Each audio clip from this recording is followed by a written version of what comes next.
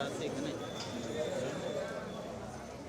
মাস বয়সী শিশু সেহরিসকে খুঁজতেই ডুবুরি দলের প্রাণপণ চেষ্টা। তাদের সঙ্গে যোগ দেন স্থানীয়রাও। শুক্রবার রাত ৮টার দিকে শিশুটিকে নিয়ে তার মা আর দাদি চট্টগ্রামের চকবাজারের কাপাসগোলায় বেড়াতে যাচ্ছিলেন। হঠাৎ রিকশাটি হিজলা খালে পড়ে যায়। চালককে উদ্ধার করেন স্থানীয়রা। তবে ভেসে যায় আরোহী 2 নারী। এক পর্যায়ে ব্রিজের নিচে পাইপের সঙ্গে আটকা পড়েন তারা। পরে ব্রিজের উপরে স্ল্যাব খুলে উদ্ধার করা হয় তাদের। রিকশাওয়ালা ব্যালেন্স করতে পারে নাই, ও বুঝতে পারে নাই যে কোথায় রাস্তা আছে আর কোথায় পানি। এটা সমতল হয়ে গেছিল, এদিকে নিচে স্পিডে যাওয়ার সময় উল্টে গেছে। মোড় পড়া করতে রিক্সা যখন ঘোরাচ্ছে তখন রিক্সাটা স্লিপ হয়ে ওখানে আপনার এই ড্রেনে পড়ে গেছিল।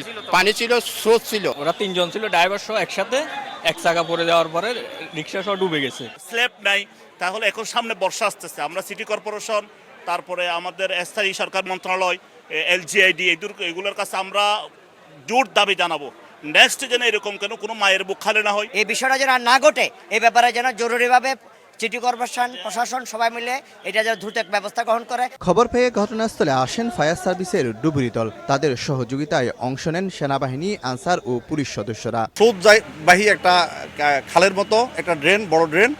আমরা সার্চ করে দেখছি বাচ্চাটা এখানে আসেন কিনা, বা যদি স্রোতের কারণে অন্যদিকে চলে যায় সেটাও আমরা দেখছি যে কতটুকু সম্ভাবনা আছে, কোথায় পর্যন্ত যেতে পারে।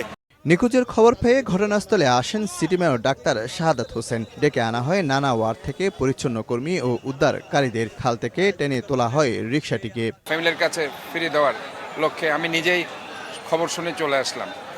আমরা উদ্ধার তৎপরতা চলছে। আমরা ডুবুরি আসছে, ফায়ার ব্রিগেডের লোক আসছে। অটোরিকশা চালানো যাবে না, আইনকে ইমপ্লিমেন্ট করার জন্য বলে দিয়েছি আমরা ট্রাফিক বিভাগকে, যেখানেই তাদেরকে পাওয়া যাবে না কেন তাদেরকে শাস্তির আওতায় আনতে হবে।